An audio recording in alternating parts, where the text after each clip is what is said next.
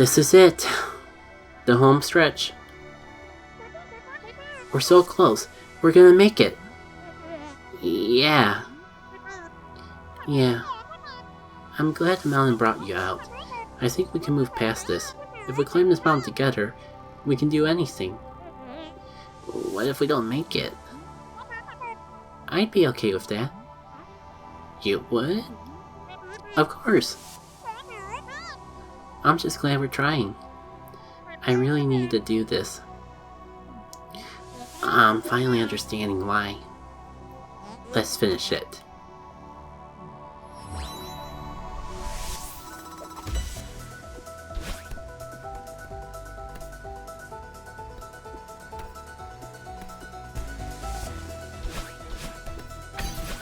Man, that music. I think it's... I gotta finish up the Persona story though, so I can actually talk about the music. And I also want to try this. Including the giant fall down the abyss.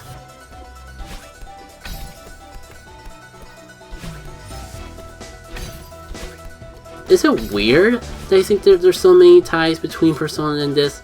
Both are games where a huge chunk of the plot involves just like exploring yourself and your other thoughts. Yeah, this is where we need the crystals to get the soul heart. Unfortunately, as I mentioned, 1, 2, 3 missed them all early on. And yeah, I didn't get one from the ruins either, so I got a long way to go. And I'm not sure if I have to recollect them every time I play this level or not. But that's where the secret is. Yeah, we're really working up against the mountain now. Now I thought it was bad enough when we had ourselves to fight against. But even just the elements of nature are just opposing us at this point. But that's not going to be enough to stop us. As I was saying about the whole Persona thing though. Yeah, it's a little... And I can't believe that would have been a perfect spot for a secret, but yet it's not.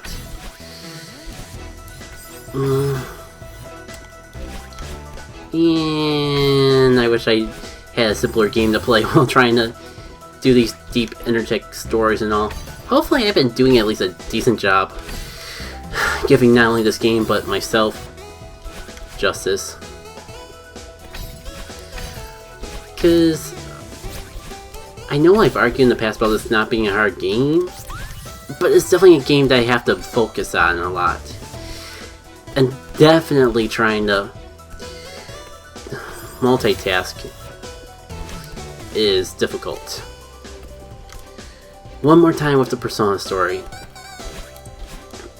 As I may have said, I feel like there's a lot of ties between the two, just with the emotional side of things. Like, I'll explain in Impulse if I have to, but I just really think how this game's just... We spend the whole chunk of this game fighting against ourselves, and at the very end we learn we have to work for ourselves. That's at least one thing that ties to Persona 4, where you pretty much have to learn... All the characters pretty much have to fight their inner demons. Well, it's not... It appears they have to fight against their inner demons at times, but it's more like they have to learn to accept themselves. Kind of like how Madeline learned to accept herself throughout the course of this adventure. And I guess I just feel this is just one thing I thought of. There's a parallel between how, like, it's not something that they were able to do by themselves. Like, all the characters in the Persona 4 game had to work with... weren't really even able to come to terms with their own shadows until they had their friends to help them along the way. And in this game, like, part of it doesn't really feel fair to say that Madeline didn't do any of it by herself, but having a friend certainly helped. Having a friend allowed her to, like, overcome certain obstacles that she wasn't able to before.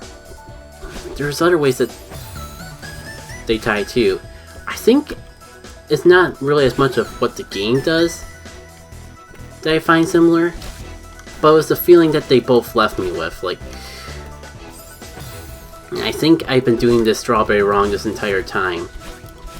I really was in a depressive time when I picked up Persona 4. I watched Super Genius. That's a YouTube name that I haven't heard in forever. Played the game and I kind of just fell in love with the characters. Just going through it. And it kind of inspired me to buy a PS Vita just to play it for myself.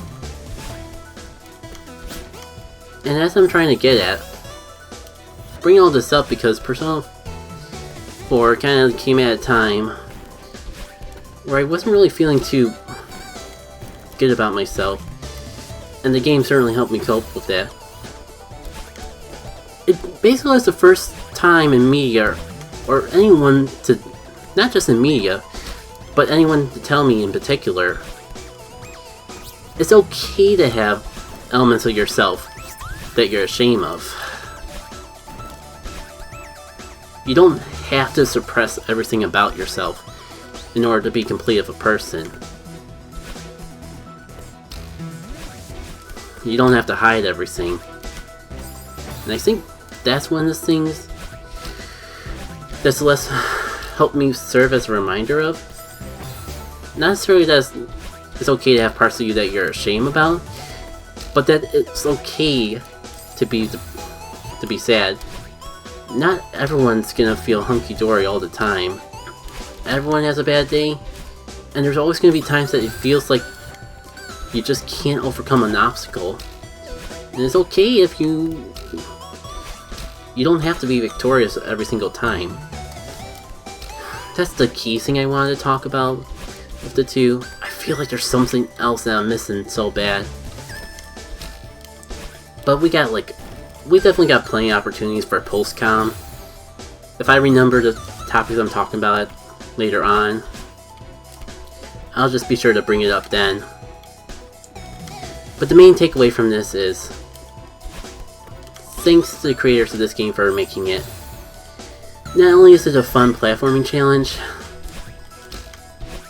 it really helped me for some hard times. Like, it was a game I needed at a time that I picked it up. So I felt like I had a lot of the similar elements that I did back in college. And I appreciate having a game with a similar feel but new experiences, new lessons to learn, to help me through it all. And geez, the only things I can think of to talk about are things that are more specific to Persona 4. Like the high praises I want to sing about the social links, but I don't have that much time for this unrelated topic. So I'll end things off by saying, I really enjoyed the story of Celeste, and it connected to me on a personal level. As I probably said before, the story has enough depth to be engaging, but not too much to be overwhelming. It was upbeat when it needed to be, and somber just long enough to add strength to the story. I can see how it won't connect to everyone to the depth that it has for me, but I think you'll be surprised by just how relatable it can actually be. Also, you should pick up Persona 4. I would recommend the Vita, the golden version, but I understand that that game is kinda hard to get behind because the Vita's kinda dead and they never released golden in any shape or form. I'm not even sure. I personally haven't played Persona 5 yet. Like, the unfortunate thing is, it's kinda sad because those games that had such a huge impact on my college life, I feel really bad that it feels like I can't play games like them anymore because they were huge RPGs and I just barely had enough time to do them when I was in college. But they're not really games that I have time to enjoy like I like anymore. So, I've heard a lot of great things about Persona 5. Dang it. I will climb this mountain. But yeah. I've heard a lot of great things about Persona 5. It'll probably give you a similar feeling that I got playing for 4. But I'm sorry, like, 4 will always have a huge impact on me for that particular reason. Here we go.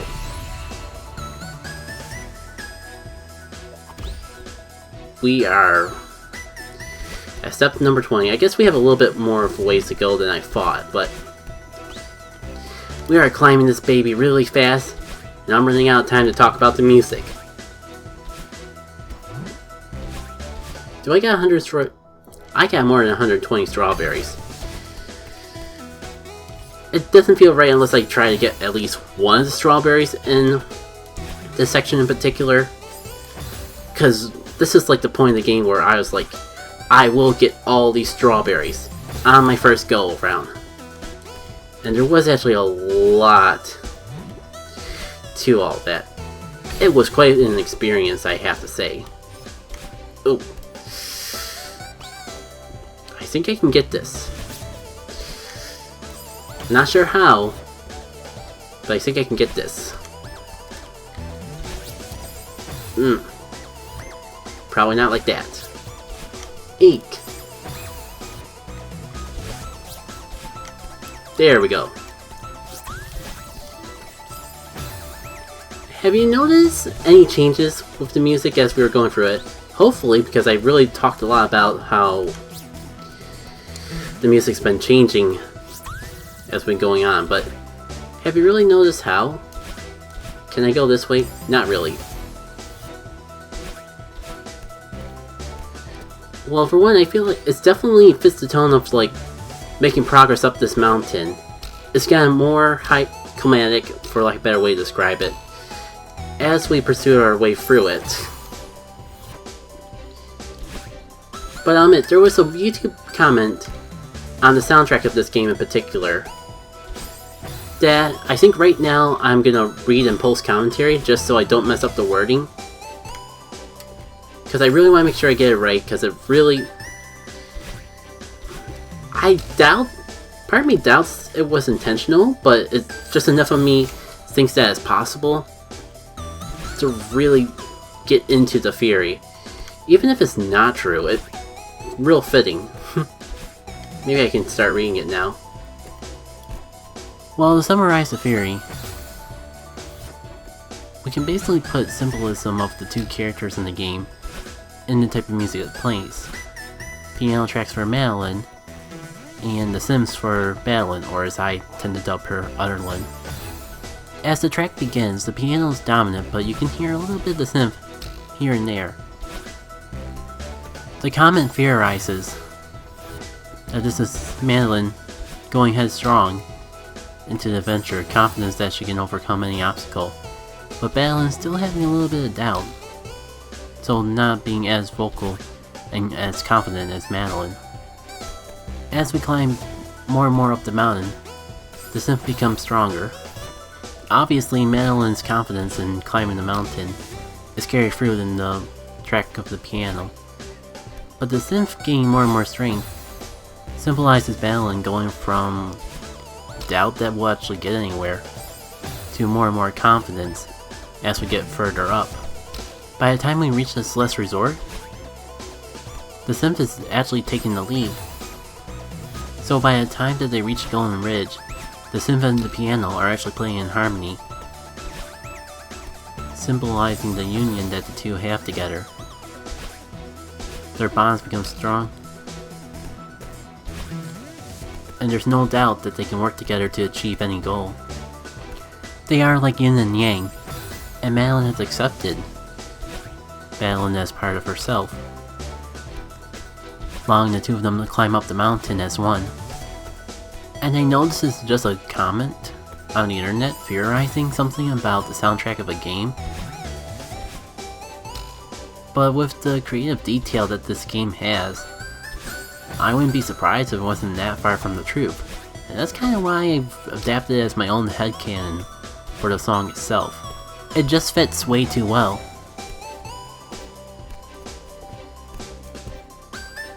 Yes!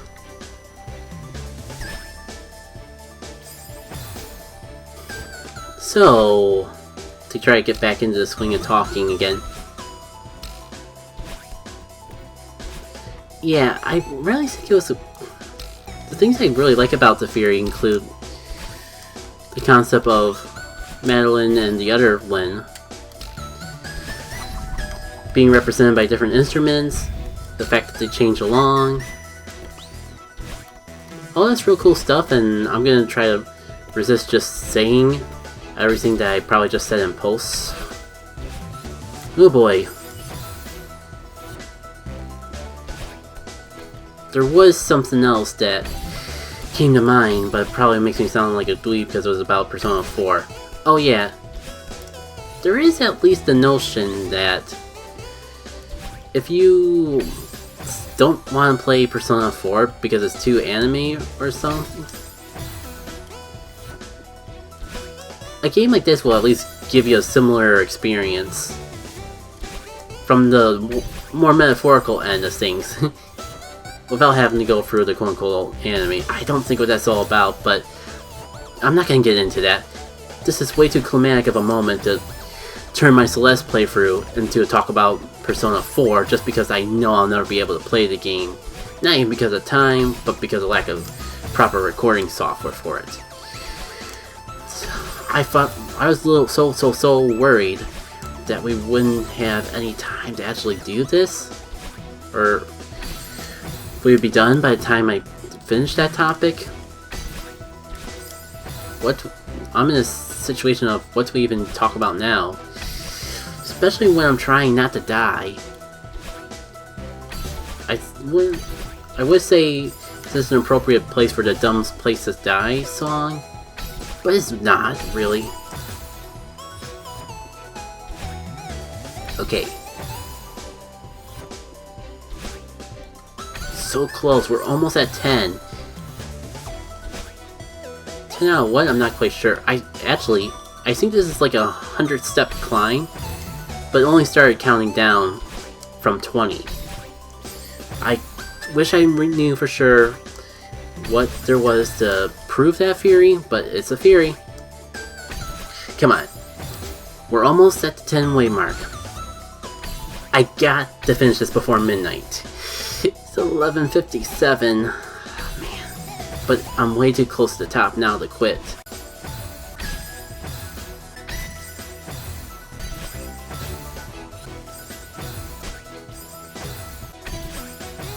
Is it just my imagination, or am I struggling with this even more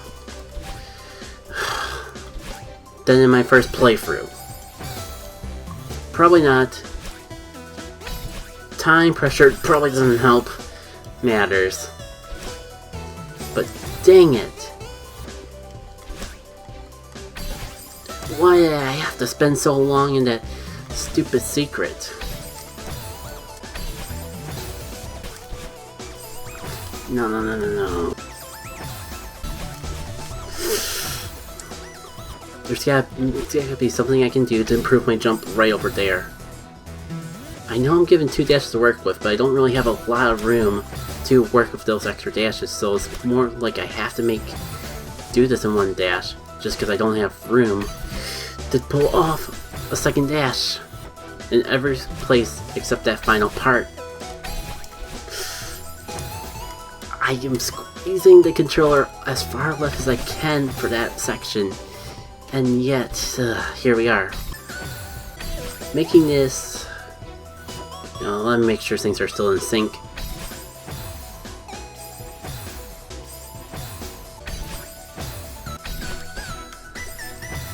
What am I doing wrong right there?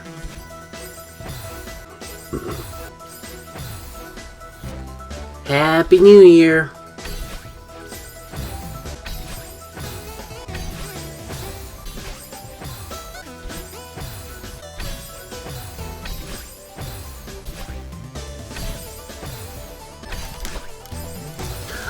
That was it!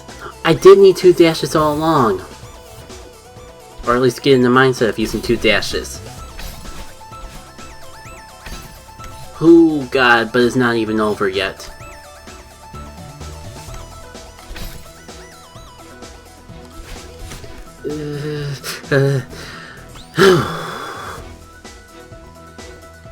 Very tempted to actually end it off there. At least for my recording session, because...